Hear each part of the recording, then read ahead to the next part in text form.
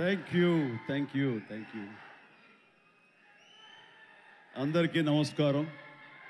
మరీ ముఖ్యంగా మా కుటుంబంలో ఎవరి ఈవెంట్, ఎవరి ఫంక్షన్ జరిగినా సరే అది తమ ఇంట్లో ఫంక్షన్ లాగా ఉరకలైతే ఉత్సాహంతో ముందుకు వస్తూ మమ్మల్ని ఉత్సాహపరిచేటటువంటి మా అభిమానులకు ఎప్పట్లాగానే శిరస్సు వచ్చి నమస్కరిస్తున్నాను. Thank you so much. ఎప్పటికప్పుడు మీరు చూపించే ఉత్సాహం మమ్మల్ని ముందుకు నడిపిస్తుంటుంది. ఆ రకంగా మరొక్కసారి ఇక్కడున్న ప్రతి అభిమానులకు, అలాగే టీవీల్లో వీక్షిస్తున్న ప్రతి అభిమానులకు హృదయపూర్వక నమస్కారాలు తెలియజేస్తున్నాను. నేను నాలుగైదు రోజుల క్రితం అమెరికాలో ఉన్నాను. అక్కడికి ఒక మెసేజ్ వచ్చింది వరుణ్ తేజ్ నుంచి. డాడీ నీతో ఏదో మాట్లాడాలి అని. సరే, అప్పట్లో డే అండ్ నైట్ రివర్స్ అవటం మూలంగా టైమింగ్స్ కుదరలేదు, మాట్లాడలేదు. జనరల్గా మాట్లాడాలి అని ఎప్పుడు మెసేజ్ పెట్టాడు. అనుకుంటే వచ్చేస్తాడు. నేను ఊళ్ళో లేను కాబట్టి తను రాలేకపోయాడు, మెసేజ్ పెట్టాడు.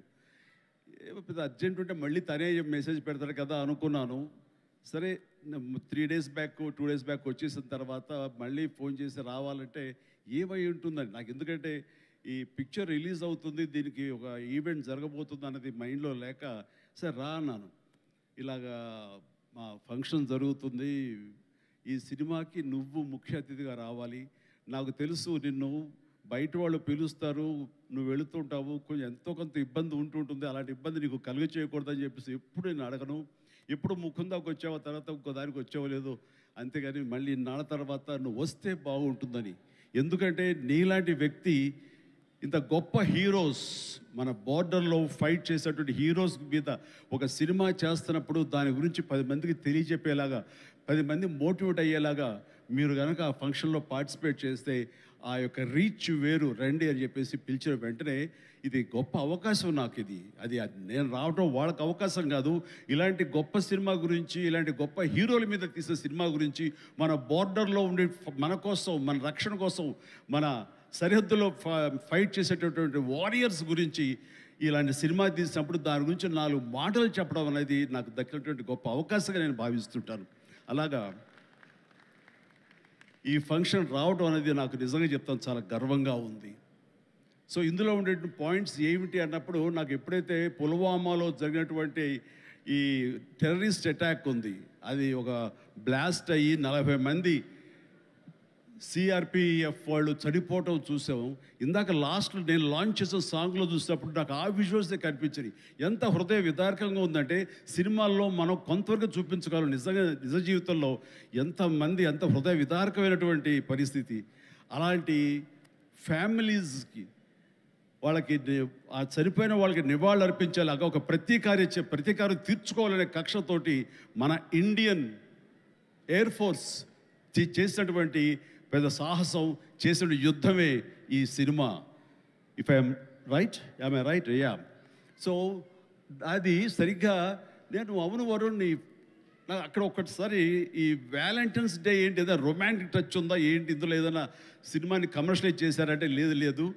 February 14th నాడు ఈ సర్జికల్ స్ట్రైక్ చోటు చేసుకుంది. కాబట్టి దానికి సినిమా పరంగా మేము పెట్టుకున్నటువంటి ఈ పేరు ఇది ఆపరేషన్ వ్యాలంటైన్స్ డే అని చెప్పేసి. వెరీ సెన్సిబుల్గా ఉంది, బాగుందని అన్నాను. ఆ తర్వాత ఈ సినిమా గురించి తను మాట్లాడుతూ, first of all Shakti Pratap Singh director. So అతను Rajasthan, you belong to Rajasthan? Yeah, he belong to Rajasthan. So అక్కడి నుంచి వచ్చేటువంటి యువకుడు, ఎంతో ఎంతూజియాస్టిక్ యువకుడు అనమాట. సో ఇక్కడ తెలుగులో అవకాశాలు బాగుంటుంది, కొత్త డైరెక్టర్స్ ఎంకరేజ్మెంట్ బాగుంటుందనే ఉద్దేశంతో ఇక్కడికి వచ్చాడా ఏమో తెలియదు. కానీ అతని గురించి నేను తెలుసుకున్నప్పుడు, అతను కేవలం ఒక కమర్షియల్ సినిమా చేసి కమర్షియల్ డైరెక్టర్గా పేరు ప్రఖ్యాలు సంపాదించేసుకుందాం, తెలుగులో డబ్బులు ఎక్కువ ఇస్తారు కాబట్టి ఇక్కడ ఉండిపోదాం, స్థిరపడిపోదాం అనే ఉద్దేశంతో రాలేదు. తను దీనికంటే ముందుగా ఈ దేశానికి సేవలు చేసేటటువంటి మన ఎయిర్ ఫోర్స్ వాళ్ళ మీద కానివ్వండి, నేవీ వాళ్ళ మీద కానివ్వండి, లేకపోతే ఇన్ఫెంట్రీ మన వాళ్ళ మీద కానివ్వండి, మిలిటరీ వాళ్ళ మీద కానివ్వండి, తను ఎప్పుడూ ఒక రకమైన రీసెర్చ్ చేస్తుంటాడు, వాళ్ళ జీవితాలు ఎలా ఉంటాయి ఏమిటని. ఆ నేపథ్యంలో తను తన సొంత డబ్బు 5 లక్షల దాకా ఖర్చు పెట్టి ఒక 20 నిమిషాల నిడివితోటి ఆ సర్జికల్ స్ట్రైక్ కానివ్వండి, ఈ వ్యవహారం అంతా తనకున్న నాలెడ్జ్ తోటో తన ఇన్ఫర్మేషన్ను గ్యాదర్ చేశాడు. ఆ ఇన్ఫర్మేషన్ తోటో ఒక సినిమాలాగా చేయడం మొదలుపెట్టి ఆ తర్వాత ఎయిర్ ఫోర్స్ వాళ్ళు చూపిస్తే కనుక వాళ్ళు ఆశ్చర్యపోయారు. ఈ సినిమా, ఈ షార్ట్ ఫిల్మ్ ఒక ట్రిబ్యూట్ లాంటిది, ఇంత పెర్ఫెక్ట్ ఇన్ఫర్మేషన్ నీకు ఎవరు ఇచ్చారు, ఇందులో చాలా సీక్రెట్స్ ఉన్నాయి, బయటికి చెప్పే విషయాలు కాదు, ఇది నీకు ఎలా తెలుస్తుందని. సోమా, ఇందాక నువ్వు అన్నావు కాదు ఏదో లీక్ చేస్తావని, ఇది లీక్ చేసేస్తాను. ఓకేనా? హ్యాపీయా? Happy sir. ఎస్, ఇది ఎవరు చెప్పరు, సినిమా కూడా చూపించాలి, అందుకు చెప్పేస్తాను. సో ఎయిర్ ఫోర్స్ వాళ్ళు ఈ సినిమా చూసి, ఆ చిన్న సినిమా చూసి ఇది ఇంకెప్పుడు తీయద్దు వీటిలాగా అన్నారు. ఏంటి అన్నారు. అసలు ఇలాంటివి సీక్రెట్స్ ఇవన్నీ నీకు ఎవరు చెప్పారు ఏంటంటే, నాకు ఉన్నటువంటి కొంతమంది స్నేహితులు వాళ్ళ దీంతో ఇన్ఫర్మేషన్ తీసాను సార్ అంటే, ఫెంటాస్టిక్. ఈసారి సినిమా తీసేటప్పుడు మమ్మల్ని అప్రోచ్ అవ్వు, మేము ఇంకా ఆథెంటిక్గా చెప్తాము, ఇందులో ఉండే ప్రతి ఇన్సిడెంట్, ప్రతి ఇది చాలా అధికారికంగా ఉంటుంది అంటూ వాళ్ళ దగ్గర కూర్చోపెట్టుకుని ఈ సినిమాకి కావాల్సిన కంటెంట్ని చాలా ఆథరైజ్డ్గా జరిగింది ప్రతిదీ యథార్థగాథగా వాళ్ళు విశదీకరించి విడమర్చి చెప్పినప్పుడు తను ఇన్స్పైర్ అయ్యి ఈ కథ రాసుకున్నాడు. దీనికి కమర్షియల్ హంగులు ఎలాగో ఉంటాయి మిమ్మల్ని అందరినీ ఉత్సాహపరచడానికి. సో ఆ హంగులతోటి ఈ కథ వినిపించగానే సిద్ధు ప్రొడ్యూసర్, అలాగే వరుణ్ తేజ్ ముందు ఈ కథ విని చాలా బాగుందంటూ సిద్ధుని పిలిచి నువ్వు చెయ్యి, మనం చేద్దాం అనుకున్నప్పుడు సోనీ వాళ్ళు కూడా ఈ కథ నచ్చి వాళ్ళు కూడా దీంట్లోకి జాయిన్ అయ్యి టుగెదర్గా వీళ్ళందరూ కలిపి ఈ సినిమాని తీశారు. ఇది ఆద్యంతం చాలా చాలా బాగా వచ్చిందని చెప్పేసి నేను వాళ్ళు చెప్తుంటే కనుక ఐ ఫెల్ట్ వావ్, ఇలాంటి సినిమాలు ఆడాలి. ఎందుకంటే మనం ఎంత సరే దేశభక్తి మనకి ఎంత ఉన్నా సరే ఇలాంటి సినిమాలు, ఇలాంటి కథాంశాలు వచ్చినప్పుడు ఒక తెలియని ఒక ఉప్పొంగిపోతుంది మనకి దేశభక్తి. అంటే మనం సాధారణంగా చూడండి, ఇంట్లో జనగణమన పాడగానే వినపడగానే మనం లేచి నిలబడిపోతాం. అది లోపలటువంటి భావాన్ని బయటికి వ్యక్తీకరిస్తుంది, బయటికి తెలియజేసేలాగా మనం మనోగతం అంతా ఒక ఉప్పొంగుతుంది. సో అలాగా ఇలాంటి కథలు వచ్చినప్పుడు ఖచ్చితంగా మనం రొమాంటిక్ సినిమాలు, ప్రేమ సినిమాలు, యాక్షన్ సినిమాలు చూస్తుంటాం, వాళ్ళని ఆదరిస్తుంటాం, వాళ్ళకి డబ్బులు ఇస్తుంటాం. కానీ ఇలాంటి సినిమాలు మన కోసం చేసినప్పుడు, ముఖ్యంగా యూత్ ఇలాంటి సినిమాలు చూడాలి. మన కోసంగా చలిలోనూ అక్కడ నిద్రాహారాలు లేకుండా ఏడారుల్లోనూ ఎలాగ కాపు కాస్తారు, ఎలాగ మనం రక్షిస్తారు అనేది ప్రతి ఒక్కరు చూడాలి. ఎందుకంటే ఈ సినిమా చూడటం అనేది మీ వినోదం కోసం ఒక పక్కన పెడితే, ఈ సినిమా అనేది ఒక ఎక్స్పీరియన్స్ అని మీరు పక్కన పెడితే, ఈ సినిమాకు సంబంధించినటువంటి అలాంటి రియల్ హీరోస్ వాళ్ళకి ఒక సెల్యూట్. ఈ సినిమా మనందరం చూడాలి, చూసి తీరాలి. అండ్ ఆ రకంగా ఈ సినిమాని ఎంతో రీసెర్చ్ చేసి చాలా ఆథెంటిక్గా తీయగలిగాడు అది శక్తి ప్రతాప్ సింగ్. సో అలాంటి శక్తిని నేను మనస్ఫూర్తిగా అభినందిస్తూ, ఇక్కడ ఇంకొక విషయం, శక్తి మన తెలుగు పరిశ్రమకి ఇంకొక చక్కటి మెసేజ్ ఇచ్చాడని నేను భావిస్తాను వ్యక్తిగతంగా. ఈ సినిమా రిలీజ్ తర్వాత హిట్, సూపర్ హిట్ అవుతుంది వేరే విషయం. బట్ ఈ సినిమా రిలీజ్కు ముందే హిట్ అయ్యేలాగా తను చేసేటువంటి ప్రొడక్షన్ వాల్యూస్ అంతా ఇంత కాదు. ఎందుకంటే ఈ సినిమా కేవలం 75 డేస్లో తను తీయగలిగాడు. అలాగే budget with in the rich, చాలా తక్కువ బడ్జెట్లో, రీజనబుల్ బడ్జెట్లో చేశాడు. ఎవరైనా ఈ సినిమా చూస్తే కనుక, ఈ రిచ్నెస్ చూస్తే కనుక, ఆ ఎక్విప్మెంట్ కానీ, ఆ ఫ్లైట్స్ కానీ అవన్నీ కూడా ఫ్లై అయ్యేలా తీశారంటే అది నిజంగా వాళ్ళు నేను విన్నటువంటి బడ్జెట్లో అది ఆషామాషి విషయం కాదు అది. సో ఆ రకంగా సినిమా రిలీజ్కి ముందే తను సూపర్ సక్సెస్ అయ్యాడు శక్తి అని నేను మనస్ఫూర్తిగా నా అభినందనలు తెలియజేస్తాను. ఇది చాలామందికి ఒక మోటివేషన్ అవ్వాలి, చాలామందికి ఇది ఇన్స్పిరేషన్ అవ్వాలి. సో డబ్బు ఖర్చు పెడితేనే కాదు రిచ్నెస్ వచ్చేది. రిచ్నెస్ ఎలాగొస్తుందంటే మన థాట్ నుంచి వస్తుంది. ఎలా తీస్తే, తక్కువలో ఎలా తీసి ఎలా రిచ్గా చూపిస్తే అటు సినిమా రిచ్గా ఉంటుంది, ఇటు నిర్మాతలు బాగుంటారు, అన్ని రకాలుగా సినిమా ఇండస్ట్రీ ఫ్లరిష్ అవుతుంది. అది కూడా దృష్టిలో పెట్టుకోవాలి. ఆ రకంగా శక్తి ఈ మన తెలుగు పరిశ్రమలో యంగ్ డైరెక్టర్స్కి వాళ్ళందరూ కూడాను ఒక చక్కటి మెసేజ్ ఇచ్చాడని మనస్ఫూర్తిగా నేను భావిస్తాను, నమ్ముతున్నాను. అదే రకంగా అతను నేను మనస్ఫూర్తిని అభినందన తెలియజేస్తున్నాను. ఇందులో చాలా స్మార్ట్గా ఒకప్పుడు నాకు డైనీ కనిపించాడుగా కనిపిస్తున్నాడు ఈ షతాఫ్ అండ్ వండర్ఫుల్. నాకు ఒకసారి డేనీ డొంజోగ్పా ఉన్నట్టుగా ఉన్నాడు ఆయన. ఆయనకి ఈ సినిమా తర్వాత తెలుగు ఇండస్ట్రీలో మంచి అవకాశాలు వస్తాయి. So all the very best. God bless. అలాగే ఇంకా నవదీప్ ఉన్నాడు. నవదీప్ చూసేగా మా ఇంట్లో రామ్ చరణ్, రాణా, వరుణ్ వీళ్ళలాగానే తను కూడా చాలా అల్లరోడు, కానీ చాలా సినిమా వరకు చాలా బుద్ధిగానే ఉంటాడు. అండ్ వాళ్ళ ఫ్యామిలీ అంతా నాకు తెలుసు, వాళ్ళ అమ్మగారు వాళ్ళందరూ కూడా నాకు బాగా పరిచయం. ఆ రకంగా మా కుటుంబ సభ్యుడిగా నేను భావిస్తుంటాను. ఈ సినిమాలో నాకు ధ్రువలో తన పెర్ఫార్మెన్స్ చాలా బాగా నచ్చింది ఈ మధ్యకాలంలో.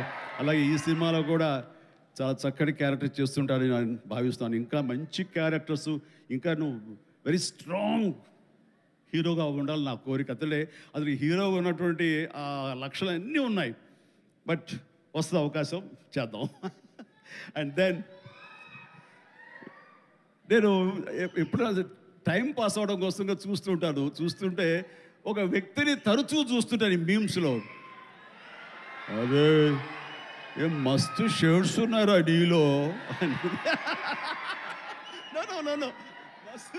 మస్తు షేడ్స్ ఉన్నాయరా, ఏమ్రో కమల్ హాసన్ లాగానే అనేది. సో మనిషి టాలెంట్ ఉంటే ఇది అంటారే, అన్నం మెతుకు చాలు ఉడికిందా లేదని తెలియడానికి. ఆ రకంగా వీళ్ళందరూ వాళ్ళ టాలెంట్ని ఈ రకంగా వాళ్ళు చూపించుకుని నాలాంటి వాడి దృష్టిలో కూడా పడేలాగా ఉంది. అండ్ చిన్ననాటి నాస్టాలజిక్ ఫీలింగ్స్ నువ్వు చెప్పగలిగావు. I'm also so happy.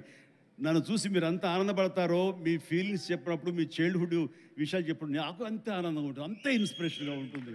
I'm really glad to hear that. So nice of you. And then ఇక హరిరామ్ జోగాయ్ గారు టెక్నీషియన్స్గా పోలిస్తే వారు మాకు మంచి మిత్రులు. అండ్ వారికి నా అభినందన తెలియజేస్తున్నాను. అండ్ తర్వాత ఇక్కడ డిఓపి హరి గారు, వారికి కూడా మా బెస్ట్ విషెస్. ఈ సినిమా పెద్ద హిట్ అవుతుంది, ఆయన విజువల్స్ కూడా బాగుంటాయని నేను నమ్ముతున్నాను. ఆయన కూడా మంచి పేరు రావాలి. ఇక విజయ్, వీళ్ళందరూ, అలాగే ఓకే, గాడ్ బ్లెస్. అలాగే సిద్ధు కూడా మంచి ప్రొడ్యూసర్గా ఎదగాలని మనస్ఫూర్తిగా కోరుకుంటున్నాను. మీరు చెప్పే దగ్గరకు వచ్చేదో కాదు. Good luck please. And then ఇక్కడ యంగ్ డైరెక్టర్స్ చాలామంది వచ్చారు, కరుణాకర్ ఇలాంటి వీళ్ళందరూ కూడాను ఈ సినిమాలో వాళ్ళ సినిమా అన్నట్టుగా భావించి వాళ్ళు చెప్పినటువంటి మంచి మాటలు, గుడ్ విషెస్ ఈ సినిమాకి బలంగా ఉంటాయి. ఇక అందరి గురించి చెప్పి, నా బిడ్డ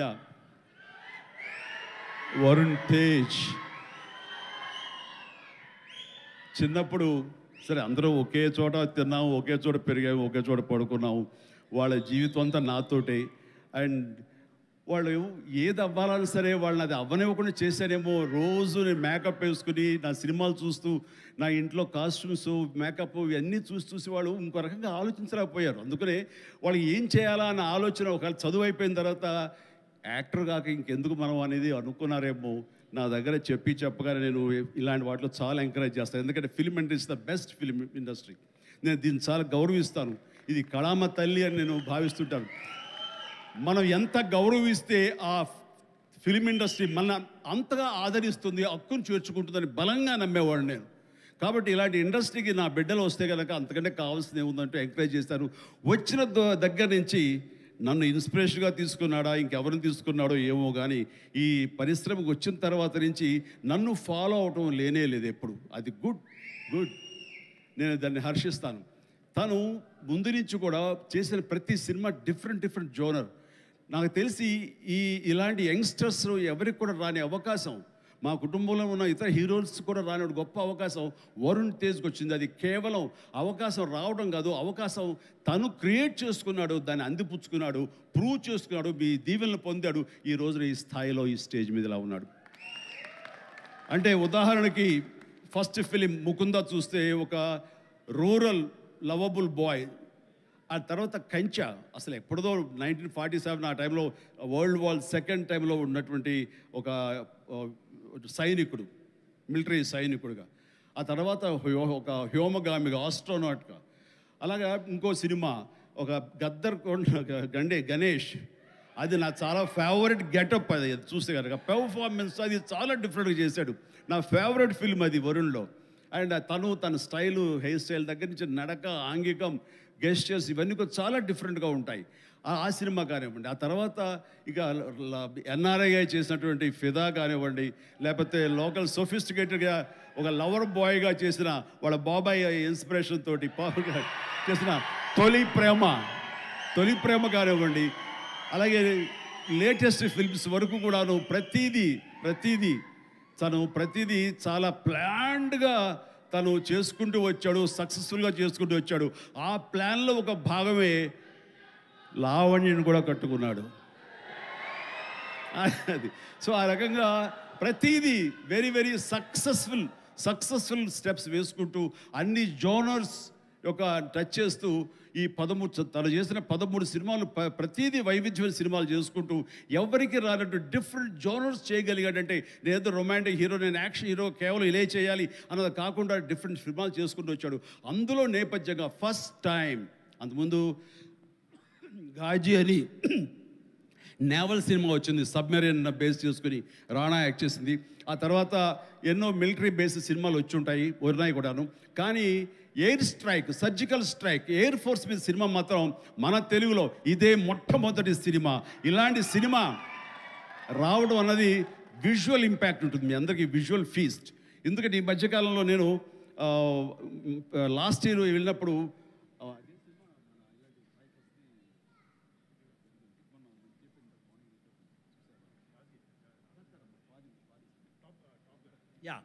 టాప్ గన్ సినిమా చూశాను. టాప్ గన్ సినిమా చూసే ఇంత బాగా మనం చేయగలమా, ఎంత బాగా చేశారు అండ్ అంటూ నేను చాలా ఆశ్చర్యపోయాను విజువల్స్కి. అది 1 year బ్యాక్ చూసిన సినిమా అది. ఈరోజు చూస్తే కనుక మనలో మన తెలుగు వాళ్ళు, మన వరుణ్ తేజ్, మన సిద్ధు, మన శక్తి వీళ్ళందరూ కలిపి అలాంటి సినిమాని ఇక్కడ ఈజీగా చేసి అవతల పడేశారంటే టాలెంట్ అనేది ఎవడబ్బా సొత్తు కాదు, మనం కూడా ఆ స్థాయిలో ఉన్నాము. ఆ స్థాయిలో ఉన్నావు అనేది మరొక్కసారి ఈ సినిమా ద్వారా నిరూపించబడుతుంది. ఇలాగే వండర్ఫుల్గా చేశారు వాళ్ళందరూ. అండ్ ఈ రోజున అలాంటి విజువల్స్ తోటి సినిమా చూడటం ఒక వండర్ఫుల్ ఒక ఎక్స్పీరియన్స్ ఇది నేను అనుకుంటున్నాను. ఆ ఎక్స్పీరియన్స్ ప్రతి వాళ్ళు అనుభవించాలి, ప్రతి వాళ్ళు చూసి తినాలి. అది నాకైతే మాత్రం March 1st ఎప్పుడు చేస్తుందా, ఎప్పుడు చూద్దామని అన్నీ కుదిరితే కనుక ముందు రోజు చూపిస్తానని భావిస్తాను నేను. ఓకే చూద్దాం. బట్ ఇలాగా ఈ సినిమాకి పనిచేసేటువంటి ప్రతి ఒక్కళ్ళు, అలాగే మ్యూజిక్ అవకాశం ఎంత ఉందో తెలియదు కానీ మంచి ఆర్ఆర్ తోటి అద్భుతంగా చేయగలడు mayor, Vicky J mayor. And of course ప్రతి ఒక్కరికి ప్రతి టెక్నీషియన్స్కి నా హృదయపూర్వక అభినందన తెలియజేస్తూ ఈ సినిమా పెద్ద హిట్ అవుతుంది. ఈ సినిమాని హిట్ చేయటం అనేది తీయటం వరకు వాళ్ళ బాధ్యత. హిట్ చేసి ఆ రకంగా మన సైనికులకు నివాళులు ఇవ్వాల్సింది, ట్రిబ్యూట్ ఇవ్వాల్సినటువంటి బాధ్యత, వాళ్ళకి సెల్యూట్ చేసే బాధ్యత మనందరి మీద ఉంది. జై హింద్.